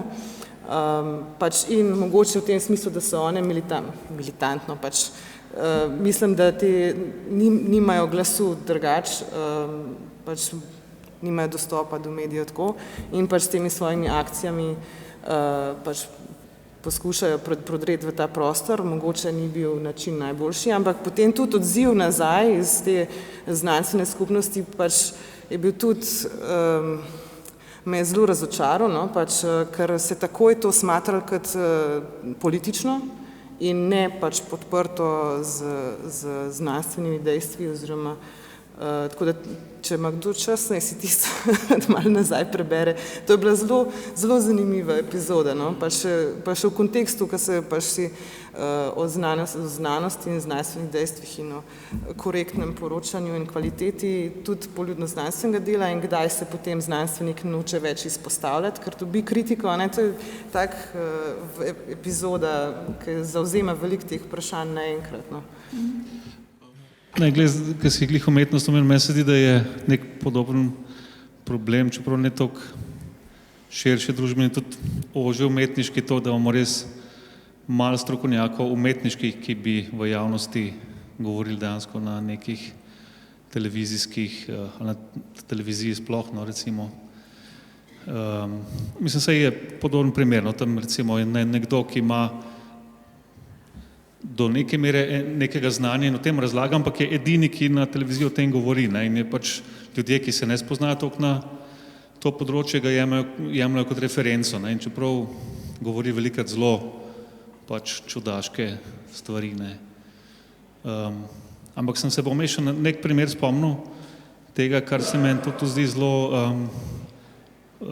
problematično, to, da se ni, ali pa da se ne zna tako argumentirati, no, sem se spomnil tega referenduma o družinskem zakoniku, ne, recimo, kjer so pač nasprotniki širili čist lude zgodbe, ne, pač res, mislim, in so uspeli na ta, mislim, da če bo zakon sprejet, da se bo kar spol spremenil, ne, ljudem pa, ne vem, da bojo njihovi otroci spremenili spolno usmerjenost, pa take stvari, ne, ampak je bila v bistvu tista razprava tako ali politično slabo zastavljena, ali jaz ne vem, kaj bi bilo v bistvu tam treba, ali da več strokovnjakom angažirati, ampak je bil res bolj kot ne, ta posmeh je bil dosti uspešen v bistvu, ne, ker pač se ni toliko težko norca delati iz teh stališč, recimo sam zelo slabo je bilo pa argumentiran, da bi nekdo, ki mu je bilo res, ki je prvič slišal, ne vem, pri 70 letih nekaj o teoriji spola in se mu je kar nekaj zdaj odprl, pa bo zdaj, kaj se bo zgodilo, ne, da bi mu pač res na nek način to predočil, no, tako da meni se zdi ta argument, mislim, to vprašanje v teh primerih ključno, res kako spraviti neka stališča skozi, ne, to mogoče. Samo tudi nasprotniki, oziroma no, v tem primeru v Sloveniji ne toliko, ampak to moramo razumeti, da pač ta znanstveni diskurs, način pisanja in tudi recimo mogoče ne znanstveni članke ali pa tudi, no, da pač obe strani proizvajate oziroma začenjajo tudi drugi ta diskurs posvajati in potem moraš res biti strokovnjak ali pa znati razbrati, a je to legitimen članek ali ne. Mislim, to je pol. Zdaj pa, tle pa pol pridemo na vprašanje zaupanja. Zdaj nekdo zaupa, tako kot je Urša rekla, pač zato, ker piše Univerza v Ljubljani ali ker piše ne vem kaj, da potem moramo gledati, a je ta revija legitimna, a je predatorska, ali ne, mislim, to je pol taka kompleksna stvar, ki je potem javnost ne more razumeti, ne. Ker tudi v tej debati, če se prav spomnim, da so tudi predstavljali članke ameriške pač o posvojitvah istospolnih partnerjev, ne, ker pač če jih gledaš kot celoto, kumulativno, so tudi zbirke na internetu in obrazložene, pač oni so pač tisto eno, dve ven zbrali in ti so predstavljali. In potem, kako naj javnost to iz tega razbere, kdo ima zdaj prav, ne, mislim. Mislim, da je še hujše. Zelo težko, ne. Oni so neko kriminalno zgodbo našli dveh, ki sta prodajala otroka, pa so pa to obešali. No, ampak so tudi znanstvene članke ameriške pač predstavljali. Jaz sem še ta stavek, zdaj sem se spomnil, glede tega, prav to, da se enega izbere, ne, recimo, je isto in pri tem cepljenju ali pa kaj, ali pa v neki javni debati se mi zdela ta dost zanimiv predlog, da bi v studio, ne, povabili proporcionalno, se pravi, ne, 99 znanstvenikov, ki bi nekaj govorili, pa enega, ki bi nekaj drugega govoril, da bi bila bolj jasna slika, ne, se pravi, ne enega za, pa enega proti, ampak 99 za pa enega proti, ne, pa bilo pa malo bolj jasno, tudi kako si sliko ustvariti, ne, recimo. To je John Oliver probal dejansko. Ja, ampak pol na koncu izkaže, da če vsi čez drugega govorijo, da se nič ne razume. Prvič, drugič bi pa javnost lahko dobila vtis, da je pa to zdaj namenoma tako prikrojeno, da se ve, kdo je utežen, ne.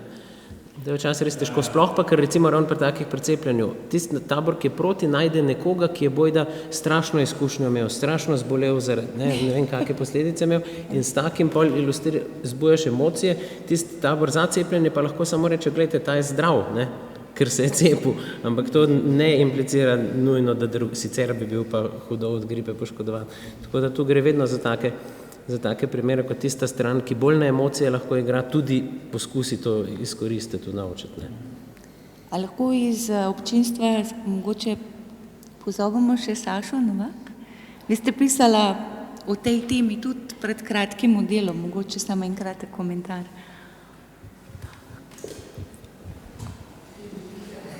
Danes ni miru. Me morate malo spomniti, zdaj govorite verjetno o blogu, ki je bil v četrtek, ta prejšnji četrtek, ali že en malo nazaj. Tistega sem že malo pozabila, ja, ker v tem zadnjem sem pravzaprav, se tudi navezuje na to, no, v tem zadnjem sem pravzaprav povedala, kako se je začel projekt Znanost na cesti, ki se je začel od prijatelji za mizo, ker so mi pač prijatelji jasno pokazali, da pojma nimajo, kaj jaz delam, čeprav se že 40 let družimo, in sem pač iz tega prepoznala svojo krivdo oziroma krivdo znanstvenikov, da ne govorimo o svoji znanosti. To, v prvem blogu pa mislim, da se zelo malo spomnim, sem začela zgodbo z hotelsko sobo, kjer sem se morala odločiti za eno blazino, ker bila sem namreč v hotelu, kjer je bilo, ne vem, 20 različnih blazin in hotel je prijazno ponudil, naj si izberem eno. In ko priješ utrujen v hotelsko sobo in hočeš spati, te nič ne zanima, zdaj, kjera je iz pere, pa kjera je iz, ne vem, kakšnih materialov naravnih, vzameš eno in greš spat, ne. In vsaka je dobra, ne. In po istem principu zbiramo po moje tudi to, čemu verjamemo, čemu ne verjamemo, ne, zato ker je taka poplava danes, se ljudje v bistvu ne morejo odločiti. Se tudi jaz ne morem odločiti. Meni se je kot raziskovalki ne enkrat zgodil, da sem padla na finto, recimo, mislim, se sploh ni bilo finte, ampak so različni pogledi, ne, tudi v materialih. Jaz se ukvarjam z materiali, ker jaz, mislim, se pravi, sem iz tehnike pravzaprav, no. Stvar je zelo simpel, ne, ti zmeriš, ne vem, trdnost enega materiala, pa če zmeriš 10 vzorcev, pol je to, nimaš kaj več dvomt, ne, tukaj ni razprave, a bo zdaj eden na drugi strani, ko je rekel, ne, to pa ni tako. Lahko je samo, če smo narobe zmerili, ne. Pa še vseeno se mi je zgodilo, da se mi je v materialih pretepla en drug pogled, ne, na zadevo in sem v bistvu začela preganjati eno stvar, ki jo pa v bistvu ni bilo za preganjati, zato ker pač nisem imela dovolj globokega znanja. To se pravi, da sem jaz lahko laik, ma ne samo na področju vas, ki imate druga raziskovalna področja, ampak še celo na svojem lastnem, ne. Recimo ukvarjam se z materiali za uporabo v človeškem telesu, se pravi biomateriali, in zdaj, ker ne poznam dovolj biologije in medicine, interakcije človeškega telesa, pač telesa, organizma z materiali, pač tle padem, ne. Se mi to lahko zgodi. Skratka, jaz mislim, da je to mission impossible, ne. Vse skupaj je mission impossible. Svet drvi pač s tem, da imamo tako kopico podatkov na voljo, ne moramo zbrati drugače, da nekaj zagrabimo in zagrabimo prvo, zato ker smo utrujeni, ker imamo preveč, ker je nepregledna množica člankov, ker tudi jaz ne berem samo Nature, pa ne preberem vsake stvari v Nature, ne. Ni šans po moje, da bi se izognili vsemu temu, o čemer se pogovarjamo. Se ful pogovarjamo, meni se zdi super, da se pogovarjamo, pa se bomo mimogrede v sredo spet, ne, za istim omizjem bomo imeli, oziroma za isto mizo, bomo imeli omizje na temo komu verjeti. Bomo poskušali ugotoviti, zakaj smo lahko verni, kako prideti, kdo je avtoriteta, kako jih določamo in take stvari. Mogoče se ponavljamo o teh okroglih mizah, mogoče pa tudi ne. Jaz mislim, da je fino, da se veliko o tem pogovarjamo, osebno pa se bojim, da ne bomo rešili, ne, zato ker je čist prepozen. No, ampak mogoče, če se že zapiko na konc stavka, ne, rečem, da verjetno je res na nas, raziskovalcih, to, da kaj naredimo. Ne to, da ponavljamo, da tulimo, da kričimo karkoli in da, zdaj, če se navezujem na naslov tele okrogle mize, da poskušamo z močjo argumentov, ampak samo, da vsak svoje pripovedujemo. Če recimo napišem en članek, strokoven članek na leto, potem sigurno lahko tudi eno novičko o tem, kaj je v mojem raziskovalnem področju se novega zgodil. In če to vsak od nas naredi, ker mislim, da nas je, ne vem, koliko smo zadnjič ugibali, 14 000 ali koliko že raziskovalcev, pa je to ogromno enih stvari, in s tem že nekako prodremo. S tem se že pokaže mogoče veljava ali pa sploh pojavnost znanosti, čeprav je pa to, kar ste vi že prej ugotovili, da se znanstveniki nočijo odzivati zaradi kolegov, pa tudi ponekod zaradi negativnega stališča, sploh do tega pojavljanja v medijih, se tudi to ne bo zgodilo, čeprav jaz mislim, da bi se morali.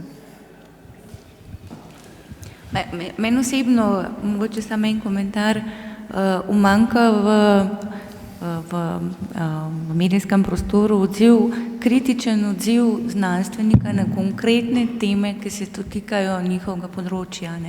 Ker ne čutim to pomanjkanje tako neke vrste promocije ali pa nekih takih, zdaj so hit te Nature objave, saj so se pojavile tudi na televiziji, ko se nekaj odkrije in če je neki Nature, je pa za na RTV, pa nekako predstavljen na način tudi, da je razumljiv vsakmu, ne tako zelo strokovno. Ampak ko pride do nečesa res kritičnega, ko bi morala odreagirati stroka v pomoč družbi, pa ne se to dotika ali podnebnih pojavov, mislim, sprememb ali te trapaste vode, če se vrne nazaj na to, ali pa cepljenja, ali obnovljivih virov, ali kjerkoli, takrat, ko v bistvu nastopiš kot kritičen pogled, pokažeš kot strokovnjak, meni osebno tega zmanjka. Tukaj pa res ni ljudi. Ali pa tudi napram znanstveni politiki, konec koncev, ki je večina tiho, raj. Pa se nas dotika vseh, to me zmoti. In to ni zaželjeno, to so minus točke, če se oglasiš. Na to pa res rada odgovorila, pa spet primer, Autofagija, članek v Delu pred časom, nedolgim, en mesec nazaj, Se pravi, šlo je za članek, v katerem se je povezalo, kjer je v gostujočem peresu bila povezana autofagija, za katero je dobil znanstvenik Nobelovo nagrado, z stradanjem človeka v smislu zdravljenja. Na to je zelo završalo. Jaz nisem biologinja, se pravi, jaz sem samo skočila, zato ker poznam mnenje svojih kolegov biologov, skakali so do stropa, ampak na to bi se lahko en sam ali pa mogoče dva raziskovalca oglasila. In ko bi to eden od njiju naredil, bi bil to fajt dveh raziskovalcev, recimo. In to v bistvu ne bi bilo po mojem niti produktivno. Se pravi, vprašanje, kaj mislite, kako naj bi se v takem primeru odreagirali, ko se v časopisu, recimo, in to v takem, kar rečemo, wow, to je bilo delo, ko se pojavi nekaj, kar je, recimo temu, zavajanje ali pa napačno tolmačenje znanosti, ni pa šlo seveda za osebo, ki bi se s to stvarjo v resnici ukvarjala, se pravi drugoslovka, ki je pisala o autofagiji. Kako naj bi raziskovalci odreagirali? Kaj mislite? En par primerov je bilo na podnebnem področju, kjer so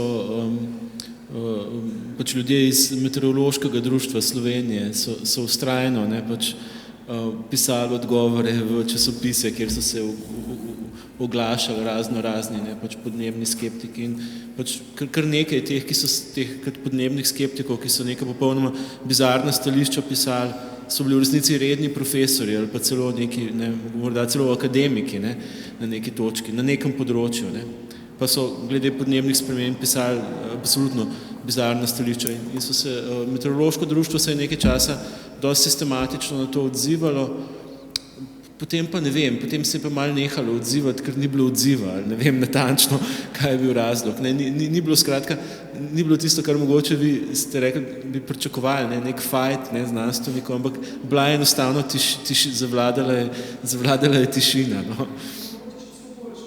Ma, kaj pa vem?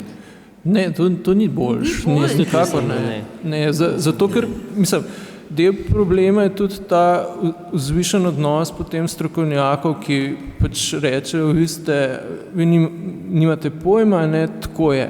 Pa hkrati pa se ne potrudijo, ampak to je treba res sistematično se potem lotiti, ne, pač tako kot Gandijevsko delo, ne enkrat, da napišeš, jaz trdim, da je to tako, ampak se lotiti pa pisati in razlagati, ne, svoje področje, ne svoje delo, svoje področje. In če bi recimo na vsak prispevek tak senzacionalistično cepljenju se odzvali, nek klub bi naredili monologi, ne, pa bi napisali pismo bralca, kjer bi se podpisali 2-3 z 2 univerz, recimo naših, pa še kakšen z kliničnega centra, da bi se videli, da to so širša družba strokovnjakov, pa bi vsakič se potrudili tudi, da bi naslovili točno tist vidik, ki ga je tist prispevek senzacionalistično pospinal. Ne. Jaz mislim, da dosežeš nekaj. S pismi bralca, to je, kar nekaj ljudi prebere tisto. Ne, in si ustvari nek vtis, ampak nimaš feedbacka, ti ne veš, razen če koga srečaš na cesti, ki ti reče, ti si pa dobro napisal, ne, objektivne slike, koliko jih je prebralo, nimaš, ampak jaz mislim, da ni jih tako malo, ki radi prav pisma bralcev berejo, recimo v sobotni prilogi Dela. Ne. Jaz pa mislim, da vse manj ljudi bere tiskane medije in s tem tudi pismo bralcev in da je tudi to že debata za posvečene, tako rekoč, tako da je spet Facebook in Twitter sta tista, ki odločata o tem, kaj bo javno mnenje. Ampak se tudi na Facebooku se v bistvu delijo članki, ne, pa delijo povzetki člankov, tako da Facebook ni nekaj stran od medijev, ne, ampak je nekaj zelo koristno, kaj je v bistvu nadgradnja objav medijev. Si pa v svojem mehurčku somišljenikov, ne? Ni nujno, ne, odvisno kako si jih naštimaš. No, ampak kar jaz vas razumem, je to, da v bistvu se z odzivanjem v bistvu zgodi legitimizacija nasprotnega stališča. Ti v bistvu priznaš nasprotno stališče kot relevantno, ker se nam ga odzoveš. In do kere točke je v bistvu boljš to ignorirati, kot pa z odzivom dati priložnost za novi odziv. To je po moje tisto, kar ste vi, a ne. To se jaz strinjam, včasih je boljš pustiti nasprotnika pod radarjem, no. Samo do kere točke ignorirati, ko pa to, mogoče pa v eni točki bo to že tako prekomerno, da se ne bo več dal reagirati. Ne, jaz tudi nikoli ne vem, kaj je boljš. No. Jaz se po mojem občutku, ampak recimo, če v Delu izide tak članek, ne, o neki temi, ki je čist pospinan, pa jaz mislim, da s tem je prominentnost že dosegel. Mogoče bi bilo treba takega urednika prijaviti na novinarsko razsodišče, neke te alternativne oblike, da ne potrdiš pomena tej zadevi, da ga res spodješ, ali kako bi rekla. In to ni tako, da ti začneš z njim polemizirati. Mislim, ker to, ne vem, no, se to je vedno vprašanje. Samo jaz tudi dvomim, če so prav zelo namerni. Včasih urednik spusti nekaj not, ker ne ve, ne spozna se dovolj, zdi se mu, da bo to vroča žemeljca, ali kako rečemo. Ja, to se mi zmer zdi. No, jaz sem za enega novinarja znanstvenega sem 3 urednikom poslala, ker je plagiral, pa šele po 3. mailu se je malo manj, oziroma začel malo več navajati članki. Ampak ja, to se tudi na ta način treba. Jaz tudi recimo kakšne oglase porjavljam tudi na zdravstveni inšpektorat, pa tako. Pač, ker se mi ne da več tega gledati. Ja, se včasih, če napišeš uredniku, pa rečeš, lejte, ta je pa to čisto narobe, se ti zahvali nazaj, pa verjetno dobro namerno sprejme. Jaz sem Nika, pozdravljeni. Jaz sem mogoče zaznala neko veliko mero pesimizma ali pa mogoče ste se veliko pogovarjali pa govorili o tem, kako so stvari narobe, pa kaj ni prav in tako naprej. Mene pa zanima, oziroma bi vprašala vsakega izmed vas, kaj pa vašem mnenju rešitev za problematiko, o kateri smo se danes pogovarjali ali pa o kateri ste razpravljali.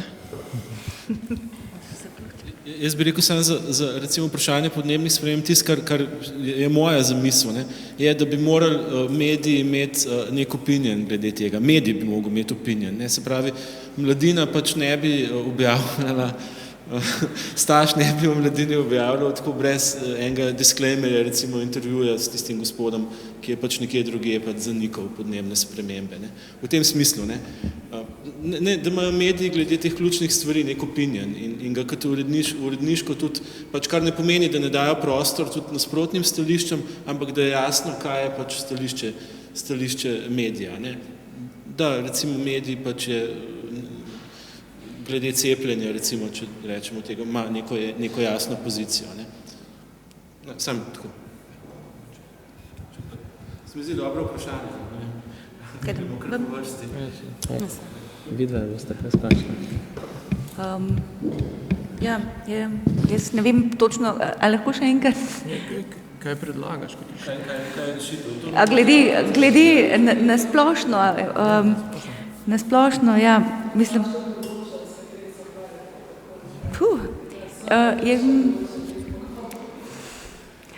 moje področje, moje znanstveno področje so materiali, moja dodatna dejavnost je etika v znanosti, moja kritična usmerjenost je v znanstveno politiko financiranja, to so moji hobi programi, kako naj temu rečem, kako spraviti karkoli, da se zadeva, ki je nonsens, pa ne bo nonsens na kjermkoli od teh področji, se mi zdi, da je prva stvar, da se začne o njej govoriti. Ne. Kar umanjka, se mi zdi, že dostkrat je že sama debata med nami, samimi znanstveniki, ki se nas te zadeve konkretno tičejo. Seveda je pa potem še naslednji pojav, kako to skomunicirati naprej, pa kako uveljaviti pa doseči karkoli, da bi prišlo do nekih sprememb, kvarkadabra, pa to vrstne združenja, pogovarjanja, odprte teme, se mi zdi, da je nekaj, kar upam, da bomo imeli enkrat nek učinek. Ali pa saj dosegli večje množice oziroma nas nekako združili skupaj. Prav, sama vidim veliko moč v tem, če se prav družboslovci, naravoslovci, ki znamo vedno stati na dveh bregih, enkrat nekako združimo pa povežemo skupaj. Ja, točno to, da se odpira ta javni prostor, ne, da ni omejen recimo na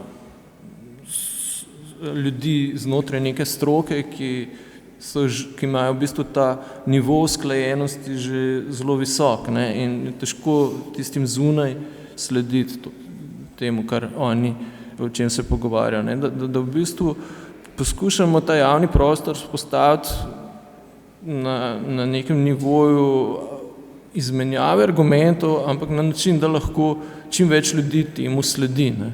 To se mi zdi, da je tisto ključno. In tukaj sem mislil za na konec še en problem izpostaviti, če bi mogoče še kaj o tem rekel, o temu zapiranju prostora na način, da so določene teme tabu.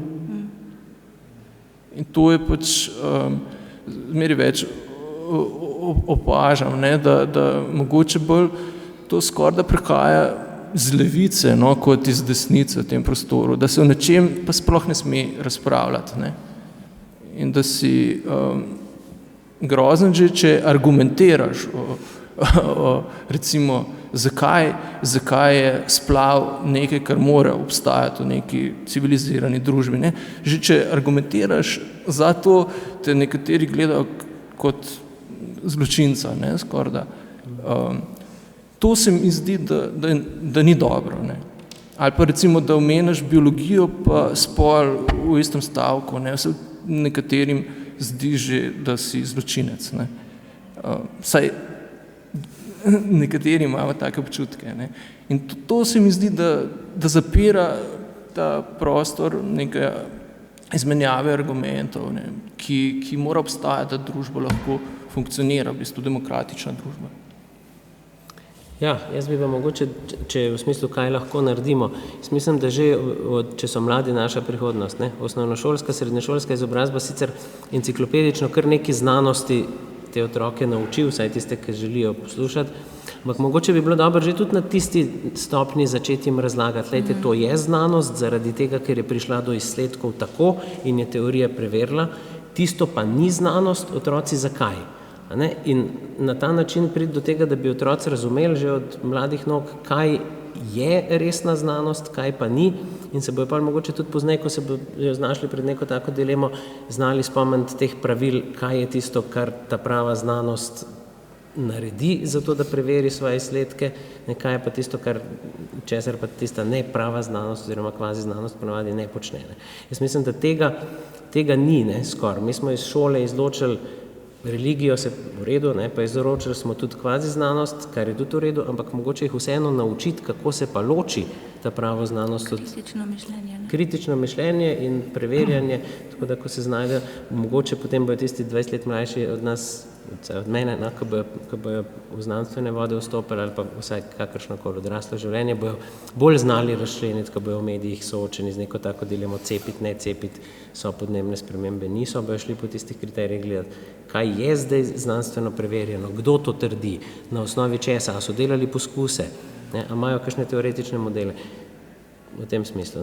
Mogoče več izobrazbe v tej smeri tudi v prvih stopnjah šolstva. Ja, mogoče je res to dober point, sploh zato, ker zdaj v današnjem času, ko se je začel ta pojav teh lažnih novic, je treba razviti neke sposobnosti navigiranja med vsemi informacijami, ki so. In recimo znanost je pa tako ali tako v bistvu imela te lažne novice, že preden so je postal znan ta izraz in se je populariziral zdaj ob Trumpovi zmagi. Tako da ena rešitev, ki jaz vidim, je pa žal težko izvedljiva, je umiritev razprave. Zato, ker žal pa, ko enkrat umiriš razpravo, lahko čustva, ki potem prevladajo nad možgani, dost umiriš, ampak žal je pa ravno to umirjenost razprave obratno sorazmerna z branostjo in gledanostjo. To je pa konec to je pa bistvo današnjega sveta v medijih. Jaz pa sem bolj nekako razmišljam o tem, da obstajajo tudi neke sistemske ravni, o katerih moramo razmišljati. Recimo, ena je zagotovo na tej ravni teh ocen, evalvacij učiteljev oziroma raziskovalcev, ljudi z univerze. Zagotovo se stvari spreminjajo tudi sistemsko. Če rečemo vsak, kakorkoli se to zdi banalno, vsak učitelj mora imeti svoj blog, kjer napiše 2-krat na leto v ljudskem jeziku, kaj je odkril, je to nek sistemski pristop, ki po 10 letih da neke rešitve. Zdaj, ja bodo dobre ali ne, potem se to evalvira. Tako kot smo zdaj v procesu kvantifikacije in točkovanja in lahko to evalviramo, tako kot smo bili 20 let v procesu, kjer so kolegi svoje kolege ocenjevali, pa to ni bilo najboljše. Skratka, te procesi po moje so v stalnem nekem teku in jih je treba malo usmerjati in se mi zdi, da tudi tukaj lahko se to, bi rekla, ta javni angažma ljudi z znanjem poveča z sistemskimi ukrepi. En sistemski ukrep bi bil recimo pri javnem odločanju daljše časovno obdobje za seznanjanje ljudi. Recimo na Irskem imajo od dneva, ko se razpiše referendum, pa do dneva, ko referendum je, najmanj 2 leti. Se pravi, ne zgodi se v enem mesecu, kjer se napumpajo stvari z lažmi, z nekimi takimi čudnimi stvarmi, ki je težko na nje odgovarjati, ampak neka potem doba in tudi država mora potem financirati neke te, bi rekla, izobraževalne, toliko pa moramo verjeti, da obstajajo neki skupni imenovalci ali pa neka resnica o tem, recimo, če jaz zdaj upravo govorim, kaj v zakonu, o katerem na referendumu odločamo, kaj v njem piše in kaj ne piše, in da se razdelijo neke zloženke, da obstajajo neka podpora ljudem, kako se seznanijo s stvarmi in da se o tem na eni, tako kot si ti rekel, enem umirjenem pač razpravi razpravlja. To se mi tudi zdi en tak sistemski ukrep, ki ne bi bil toliko zelo zahteven in tako zelo.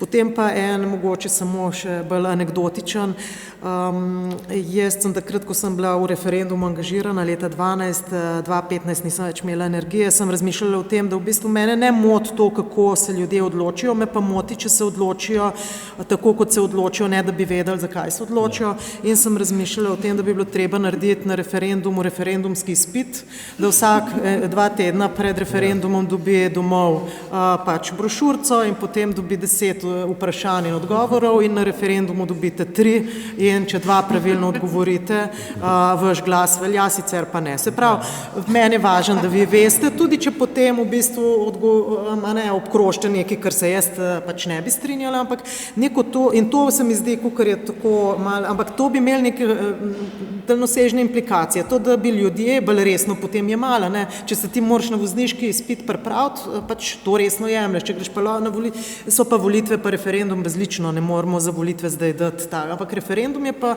odločanje v neki objektivni resnici, bi rekla, ki se ji reče zakon. Ne?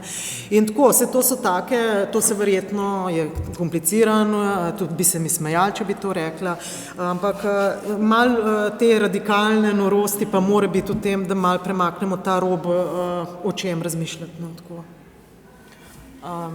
Ja, jaz, kar se tiče teh bolj strukturnih, a ne se nekje vmes sem, jaz se ne bi rekla, da so vsi zdaj za angažiranje v javnosti, niso vsi pač osebno, kako bi rekla, tako da jaz ne bi zdaj vseh silila, ampak to, da se točkuje mogoče, ampak bi zraven, tako kot univerza organizira pač seminarje za nove načine pedagoškega dela, da bi se tudi medijsko usposabljanje pač za tiste, ki jih zanima, sej ni treba, da vsi grejo, da bi se, mislim, to se tudi tujini imamo dobre modele, kako se to organizira.